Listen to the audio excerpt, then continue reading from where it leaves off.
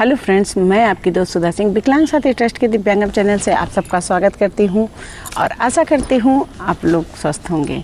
तो फ्रेंड्स, आप लोगों को सबसे पहले रक्षाबंधन की ढेर सारी शुभकामनाएं। आप लोग बड़े प्यार से राखी बनाइएगा, सेफली राखी मनाइएगा। भाई बहन का प्यार हमेशा बना रहे। ये रक्षाबंधन हम भाई बहन का त्यौहार होता है, तो आपके भाई और बहन में प्यार हमेशा बना रहे। तो इसी के साथ मैं अपनी एक नई कहानी लेकर आप लोगों के सामने हाजिर हूँ। अगर आप लोगों को पसंद आती है तो please like, comment and share कीजिएगा। और अगर हमारे चैनल पर आप नए हैं तो प्लीज़ हमारे चैनल को सब्सक्राइब ज़रूर कीजिएगा। तो फ्रेंड्स, मैं आप लोगों को नई अपनी कहानी सुनाती हूँ, राखी। हेलो बेटा, कल आ रही हो ना? रक्षाबंधन पर तुम्हारा भाई बड़ी बेसब्री से तुम्हारा इंतज़ार कर रहा है, माँ ने रूपा से कहा। हाँ माँ, मैं आ जाऊँगी, आप टेंशन क्यों ले रही हो? मैं टाइम से पहुँच जाऊँगी और मेरा भाई वेट तो करेगा ही, क्योंकि उसे पता है उसकी दीदी आएगी तो उसका फ़ायदा ही होगा। लोग राखी पर बहनों को देते हैं, लेकिन वो तो मुझी से छीन लेता है, रूपा ने थोड़ा हंसते हुए कहा। तुम दोनों भाई बहन को तो कोई समझ ही नहीं सकता। आपस में पल में लड़ाई, पल में प्यार। भगवान तुम दोनों के प्यार को किसी की नज़र न लगाए, माँ ने अपनी बेटी से कहा। और रूपा बेटा, घर पर सब कैसे हैं? तुम्हारी सास, तुम्हारे ससुर, सब लोग कैसे हैं? ठीक है माँ, उनको क्या होगा, वो लोग ठीक हैं, रूपा ने थोड़ा अनमने ढंग से कहा। और तुम्हारी ननद, वो भी तो कल आएंगी ना? हाँ, क्या तुम्हारी ननद वो भी तो कल आएंगी ना? क्या तुम उनके आने के बाद आओगी? माँ ने रूपा से पूछा। हाँ माँ, वो आती रहेंगी, मैं चली आऊँगी। वो उन्हें थोड़ा टाइम लग जाएगा आने में, और मैं अगर उनका वेट करूँगी तो जो है मुझे देर हो जाएगी आने में, और वो आती रहेंगी। मैं फिर मम्मी पापा तो हैं ही घर पे, मैं चली आऊँगी, रूपा ने अपनी माँ से कहा। तो इस पर उनकी माँ ने कहा, क्यों बेटा, तुम्हारी ननद अगर आएंगी, तुम नहीं रहोगी, तो तुम्हारे पति को या तुम्हें कैसे राखी बांधेंगी? तो जो है तुम उनके आने के बाद आना। तो इस पर रूपा थोड़ा झुझला जाती है, कहती, क्या है माँ, मम्मी पापा तो रहेंगे ही घर पे, और मैं क्यों उनका वेट करूँ? वो अपने भाई को राखी बांधने आएंगी, और उनके सब मम्मी पापा तो हैं ही, और वो आएंगी, 2-4 दिन रुकेंगी भी, उनके बच्चे आएंगे, रुकेंगे। पूरा दिन मुझे काम करना पड़ता है, मैं परेशान हो जाती हूँ। इसी वजह से मैं सोच रही हूँ अब की 2-4 दिन मैं वहाँ आके रुक जाऊँ। अब की बार जब हमारे यहाँ हमारी ननद आएंगी तो मैं अपने यहाँ पर नहीं रहूँगी। मुझे बहुत दिक्कत होती है, दिन भर मुझे खाना बनाना पड़ता है, नाश्ता बनाना पड़ता है, मुझे सबकी सुननी पड़ती है, मैं यहाँ नहीं रहूँगी। तो इस पर उनकी माँ कुछ नहीं बोली, और वो कहती है, ठीक है बेटा, तू चली आना, रुक जाना, कोई बात नहीं, तुम्हें किसने मना किया है? और फिर बेटियां कहाँ जो है शादी के बाद रुक पाती हैं, तो अच्छी बात है, तुम्हारी ननद आती है, उनके पास टाइम होता है, रुक जाती हैं। तो इस पर रूपा कुछ नहीं बोलती। फिर वो माँ बेटी में बातें होती रहती हैं। फिर अंत में रूपा कहती है कि माँ, जो है क्या भाभी जो है रक्षाबंधन पर इस बार जाएंगी? तो उनकी माँ कहती हैं, क्यों नहीं जाएगी बेटा, उसका तो पहला राखी है, और शादी के बाद लड़कियां कितना उत्सुक होती हैं जाने के लिए मायके, तो पहली राखी है तो ज़रूर जाएगी। तो इस पर रूपा कहती है कि माँ, मेरे आने के बाद उन्हें भेजिएगा, मैं भी भाभी से थोड़ी देर मिल लूँगी, और क्या है, राखी ही तो है, जाकर थोड़ी देर में बांध आएंगी। कौन सा जो है कि उनके मायका उनका दूर है, जाएंगी थोड़ी देर, 1 आध घंटे रुकेंगी, चली आएंगी। तो उनकी माँ कहती, हाँ हाँ, देखेंगे कैसे क्या है, और तुम आना, और जो है अपने हिसाब से तुम अपना देख लेना, अपने हिसाब से आना। तो इस पर रूपा कहती है, माँ, जो है भाभी नहीं रहेंगी तो अच्छा नहीं लगेगा, क्योंकि भाभी रहेंगी तो बच्चे भी थोड़ा मामी के साथ खेल लेंगे, और अच्छा, मुझे भी अच्छा लगेगा, मैं इतने दिन बाद आ रही हूँ। तो उनकी माँ कहती, हाँ बेटा, मैं कह रही हूँ ना कि तुम आ जाना, देख वो जाएगी, चली आएगी, कोई बात नहीं है। तो इस पर माँ बेटी बहुत देर तक बातें करती रहती हैं। फिर थोड़ी देर में उनकी माँ कहती है, अच्छा बेटा, मुझे थोड़ा सा काम है, जो है मैं देख लूँ काम ज़रा सा। फिर इसके बाद बात करते हैं। तो इस पर रूपा कहती क्यों माँ, तुम्हारी बहू नहीं काम करती है? तुमने उसे कुछ ज़्यादा छूट नहीं दे के रखा है, तुम क्यों काम करोगी? अब तो तुम्हारी बहू आ गई है, वही काम करे, और तुम्हें काम करने की क्या ज़रूरत है? तो इस पर उनकी माँ हंसने लगती, कहती बेटा ठीक, वो अपना काम करती है, कुछ काम ऐसे होते हैं जो हमें मुझे करने होते हैं, अभी मैं उसके ऊपर पूरी जिम्मेदारी नहीं छोड़ सकती हूँ, धीरे धीरे वो पूरी जिम्मेदारी समझेगी। वो अपनी बेटी की बातों से मुस्कुराने लगती हैं और जो है फिर फ़ोन रख देती हैं। दूसरे दिन रक्षाबंधन होता है और राखी का दिन होता है, और लतिका की सास रूपा की माँ जो है वो अपनी बहू से कहती हैं कि बेटा आज थोड़ा सा सब कुछ बना लेना, बेटी आएगी, दामाद आएंगे और बच्चे आएंगे तो उनकी पसंद का कुछ बना लेना। तो लतिका बड़े प्यार से अपनी सास से पूछती है कि मम्मी जी क्या बनाऊं? तो वो बताती हैं कि बेटा ये चीज़ें बेटी को मेरे बहुत पसंद है, तुम ये सारी चीज़ें बना लेना। लतिका बड़ी खुशी मन से सब कुछ बनाती है और वो भी अपने मायके जाने के लिए तैयारी रखती है। वो सोचती है कि जैसी दीदी आ जाएंगी, राखी बांध लेंगी, मैं भी अपने भाई के पास राखी बांधने चली जाऊंगी। लतिका सारा काम करती है, सब कुछ बना के, खाना बना के सब रखती है, पर उसकी ननद आने में थोड़ा लेट कर देती हैं, रूपा आने में थोड़ा लेट कर देती हैं। तो वो बार बार घड़ी की तरफ देखती है और जब वो आ जाती हैं तो उनका नाश्ता पानी सब कुछ देती है। इसके बाद बैठकर सब लोग बातें कर रहे होते हैं और लतिका बार बार घड़ी की तरफ देख रही होती क्योंकि उसे भी अपने मायके जाना होता है अपने भाई को राखी बांधने के लिए। तो वो सोचती है कि दीदी को जल्दी से खाना वगैरह खिला दूँ, मैं भी चलूँ, मेरा भाई वेट कर रहा होगा। उनके मम्मी पापा के फ़ोन भी आते रहते हैं कि बेटा कितनी देर में आओगी, क्योंकि लतिका की पहली राखी थी जिसकी वजह से उसके घर में भी उसका बहुत बेसब्री से इंतज़ार किया जा रहा था। और यहाँ पर रूपा जब आई तो नाश्ता वगैरह करने के बाद वो माँ से बातें करने लगी, भाई भाभी से बातें करने लगी। उसे ध्यान ही नहीं रहा कि भाभी को भी मायके जाना है। अंत में जब काफ़ी देर हो जाती है तो लतिका एक बार रूपा से कहती है कि दीदी आप कहें तो मैं खाना लगा दूं, जो है मुझे भी थोड़ा जाना है मायके। वो पर डरते डरते कहती है। तो इस पर लतिका कहती है क्या है भाभी, एक दिन तो मैं आई हूं और आपको मायके जाना, मुझे भी पता है राखी है, आपको राखी बांधने जाना है, थोड़ी देर में चले जाइएगा, आपका मायका तो कितना पास में है। तो इस पर लतिका कहती दीदी शाम हो जाएगी और रात में राखी नहीं बांधी जाती है तो मुझे बहुत देर हो जाएगी, तो जो है आप खाना खा लीजिए तो मैं भी निकलूं। तो इस पर रूपा थोड़ा गुस्सा हो जाती है, अपनी माँ से कहती है, वो भाभी से नहीं कहती, अपनी माँ से कहती क्या है भाभी को इतना भी सब्र नहीं है कि मैं अभी आई हूँ, मैंने अभी नाश्ता किया है और मैं इतना जल्दी खाना नहीं खा सकती हूँ। अब इनको क्या है, इनको मायके जाने की इतनी जल्दी पड़ी है कि ये हमको जल्दी से खाना खिला के निकल जाना चाहती हैं। रूपा की माँ कुछ बोलती नहीं है और जो है वो मतलब वो कुछ कहती नहीं है। वो कहती है बेटा उसको जाना है इस वजह से कह रही है, इसमें कौन सी मतलब गलत बात वो नहीं बोल रही है।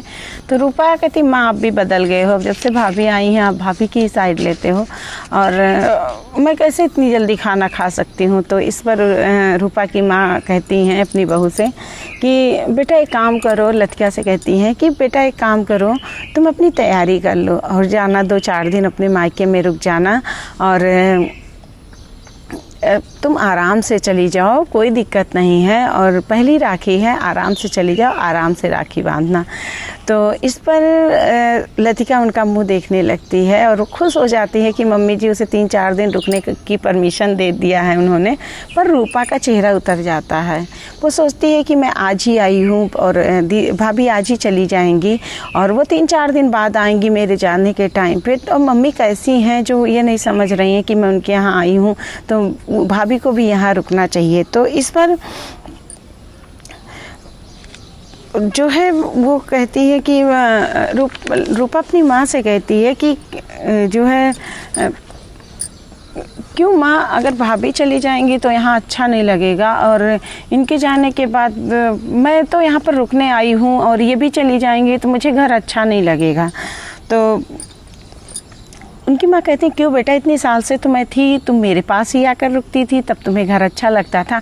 अभी भाभी तो तुम्हारी साल भर आई हुई हैं और उनके आने ना आने से तुम्हें क्या फ़र्क पड़ता है। और तुम भी तो अपने ससुराल में अपनी ननद को छोड़ के आई हो, और जिस तरह तुम चली आई हो उन्हें भी तो अच्छा लग रहा होगा।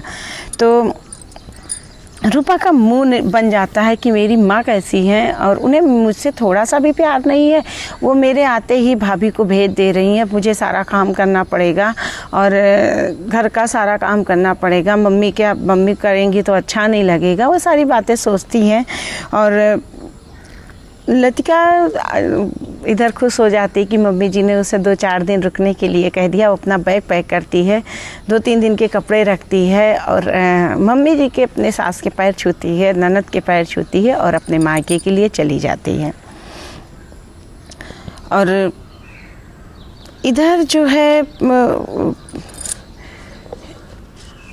उसकी ननद उदास हो जाती हैं कि मेरी माँ को जो है कैसी क्या है, मेरी माँ ने कभी मेरे बारे में नहीं सोचा। भाभी भी 4 दिन से आई हैं, वो बेमन से खाना लगाती हैं, खाती हैं। और इधर लतिका जब अपने मायके पहुँचती है तो अपने भाई को राखी बांधती है और राखी बांधने के बाद वो अपनी माँ से कहती कि माँ मुझे 2-4 दिन यहाँ रुकना है। और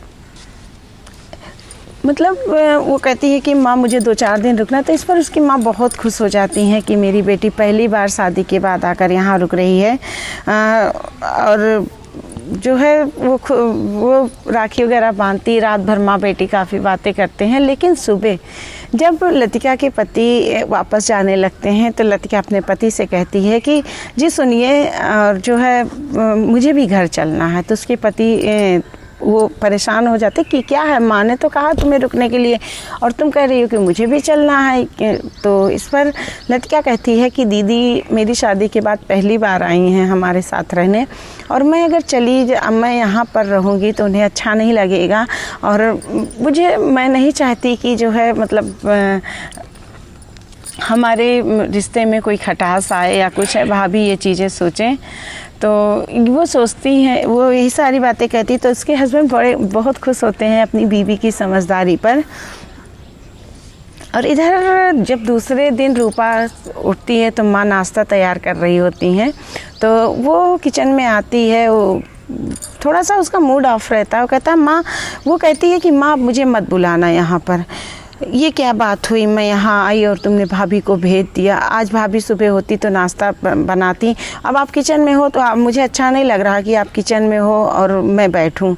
और मैं तो पहली बार उनकी शादी के बाद मैं पहली बार आकर यहाँ पर रुकी हूँ, तो आपको ये सोचना चाहिए था कि भाभी को यहीं राखी बांध कर वो चली आएँ। उनकी माँ नाश्ता बनाते बनाते बड़े प्यार से मुस्कुराई और बगल में पड़ी चेयर पर अपनी बेटी को बैठने का इशारा किया और कहा कि तू क्यों गुस्सा हो रही है, क्या नाश्ता मैं पहले नहीं बनाती थी और मैं आज भी बना लेती हूँ, ऐसा तो नहीं कि मैं बूढ़ी हो गई हूँ। और तू शांत हो जा, जो है क्या तुम्हें मेरे हाथ का खाना अच्छा नहीं लगता? तो इस पर रूपा कहती क्यों नहीं अच्छा लगेगा, आपके हाथ का खाना तो अच्छा लगेगा, लेकिन मुझे अच्छा नहीं लग रहा आप काम कर रहे हो।